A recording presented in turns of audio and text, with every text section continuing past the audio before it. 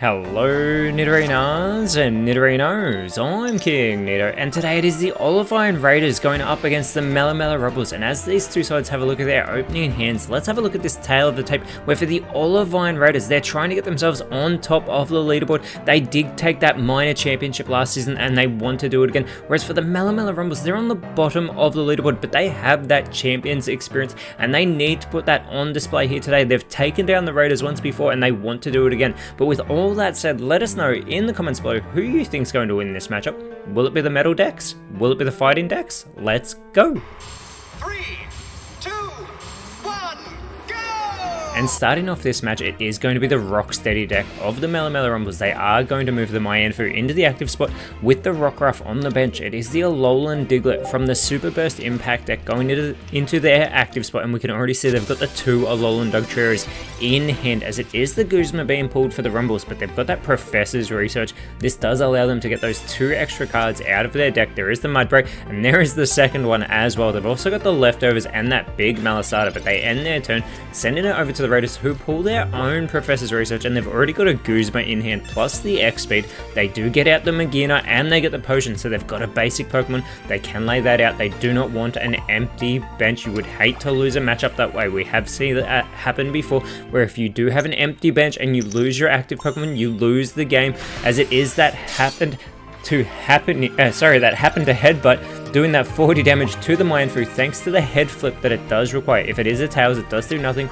It is the second Rockruff being pulled for the Rumbles, and they've put the Leftovers here onto the Mianfu, and with this kick shot, it is the exact same for Mianfu. It is a coin flip, and if it gets a heads, it does 40 damage. If it is a Tails, it won't do anything. However, Diglett does have the advantage at the moment as we get this coin flip, and it is a heads for Mianfu, so it is able to get 40 damage off as well after receiving that big Malasada to restore 10 health.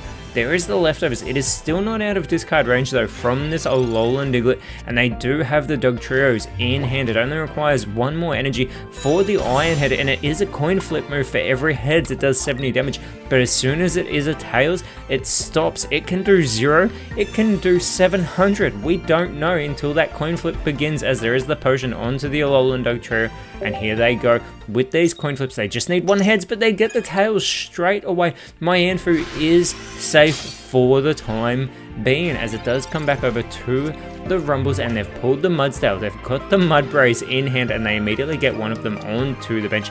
Mudbray does require 2 energy. Mudsdale requires 4, but it does 140 damage, 40 to itself as well, as the kick shot is unfortunately going to do nothing this time. They did flip the Tails, and there is that Leftovers restoring another 10 health for Mianfu. Now this Dugtrio, it only needs one heads, as the Ferroseed is pulled for the Raiders, immediately going onto the bench, but it's Magina receiving its first of 2 required energy. And attempting again for another Iron Head, and this time they do get their heads, and they only get one, but that is all they need to get that 70 damage onto the Mianfu and discard it from this match, as the Raiders take the first point here in game 1, where all 3 games count towards the leaderboard. This is not your typical best of 3 series. It is just a 3-game series where you get 2 points for each game. You win 2 victory points counted towards the leaderboard, whereas the in-game points still get counted, as do the damage that gets done throughout each match. And it is Mudbray being moved into the active spot. It gets the Poison Barb put onto it here, and it gets its second energy, so it can go for this rear kick that does do 30 damage to the Dugtrio, bringing it down to 40 health. It will require 2 Iron Heads, 2 head flips from the Dugtrio, as the Guzma is played as well by the Raiders. That immediately gets the Poison Barb discarded off of the Mudbray, and the Leftovers being put onto the Dugtrio. We did see that restoring the health of Mianfu a moment ago. At the end of every turn of the Raiders, there will be 10 health restored from the Dugtrio, as long as it's in the active spot. They get a heads. They only get one once again though, so this will keep Mudbray on the board. It will have 10 health remaining. And there is the 10 health being restored for the Dugtrio, as the Lycanroc is pulled. It is the Midnight form inside this Rocksteady deck. It does do 50 damage for 2 energy, but if it has less health than the opposing Pokemon, it does an additional 50, as Mudsdale has come online. It only has 70 health remaining, however. Now having a look here at those details, with the high horsepower, 140 damage, but it does do 40 damage to itself in the process. But Dugtrio could cut it off right here. All it has to do is get this Iron Head connection and get that 70 damage done to the Mudsdale, who needs one more energy. It comes back over to the Raiders. They get their second Ferroseed. We can see they've still got that second Magina in hand, as well as there's the second energy onto that benched Ferroseed. The Iron Head, they need the heads, and they get the tails. This is great for the Rumbles. This will buy them an opportunity because they are guaranteed to connect with this high horsepower, but they still have to contend with the fact that Mudsdale will do 40 damage to itself. Dugtrio chowing down on the leftovers. It is the second Rockruff being moved onto the bench because they've just pulled the Lycanroc from their deck, but here it is, that higher horsepower, 140 damage. It is going to absolutely obliterate this Dugtrio. They took their time, maybe thinking about other options they could make, but Dugtrio is discarded from this match. Both teams now with 1 point each. It is the first to 3 to win a contest here. The Raiders thinking about how they want to approach this. They go with the Ferroseed into the active spot. This Spike Sting does do 40 damage, but they have pulled the Ferrothorn, who only requires 1 more energy for this spinning attack that does do 70 damage, and it has that Steel Spikes ability that does 20 damage to any Pokemon that does damage to it. And there it is, Mudsdale being wiped clean off the board. The Raiders and the Super Burst Impact deck are 1 point away from taking game 1. The Rumbles are going to move their Lycanroc into the active spot here, and they have just pulled a Mienshao, but unfortunately that Mienfoo was discarded a long time ago as Lycanroc receives its first energy. It is the second Lycanroc being moved onto the bench as well. And the Rumbles taking their time here. They are on the back foot as it comes over to the Raiders, who do pull the big Melisada. Now they can't use that right now. Ferrothorn still at full strength. That Magina without an energy did just receive its first, and there's another spinning attack, 70 damage onto the Lycanroc. Lycanroc can only do 100 damage though. Ferrothorn has 110 health. The Rumbles thinking about how they may want to approach this, but there is only a handful of things they can do. There's not even really a handful of things they can do. They can go for this Blood Fang. It will do 100 damage, as we can see happening right now. There is the 20 damage that will be done back to the Lycanroc thanks to these Steel Spikes, and this frees up Ferrothorn. It doesn't require any more energy. They pull the Professor's Research, but that's not what they're concerned with. They are concerned with this spinning attack, 70 damage onto the Lycanroc, and the Super Burst Impact deck does take game 1 over the Rocksteady deck. And as we have our first table reset, if you're enjoying what you're seeing, please leave a like and subscribe so don't miss out on any of the action in the PokeType League TCG. But we are going into game 2, and it will be the Raiders flipping heads going first with their Ultra Wormhole deck.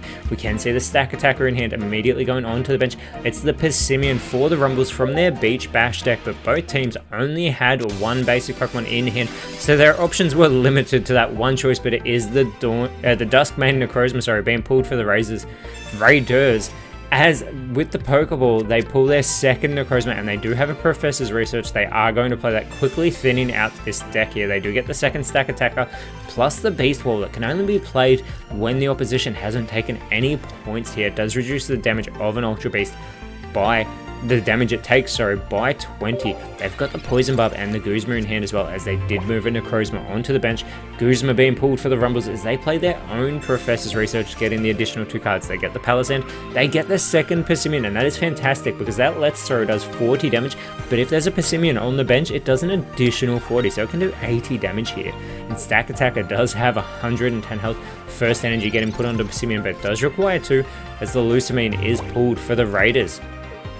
And it is that Poison Barb being moved onto the Stack Attacker. They want to discourage the Rumbles from using that offense of the Persimmon here, as they also play the Beast Wall. This will reduce the damage that Stack Attacker takes in the next turn by 20, as it receives its first energy for that Brass Rock. And when it actually goes on the offensive with the Brass Rock, it also reduces the damage that Stack Attacker takes. As the Rumbles pull their own Poison Barb, they are going to play the Guzma, getting the Poison Barb on Stack Attacker discarded here, and they move their own onto the Persimmon.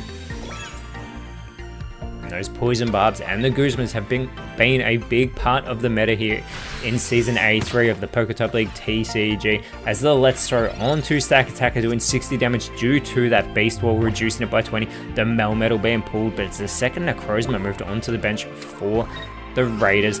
And there they are, playing their own Guzma as well, getting rid of that Persimmon Poison Barb, the Brass Rock, 40 damage onto Persimmon, and it will reduce the damage that Stack Attacker takes in this next turn by 20, but it's only got 50 health. We did see that previous turn the Let's Throw did 60 as a Sandygast is put onto the bench that was just pulled from the Rumbles, and it is going to receive its first energy. It looks like they're hovering the energy over it, and that is exactly what they're going to do.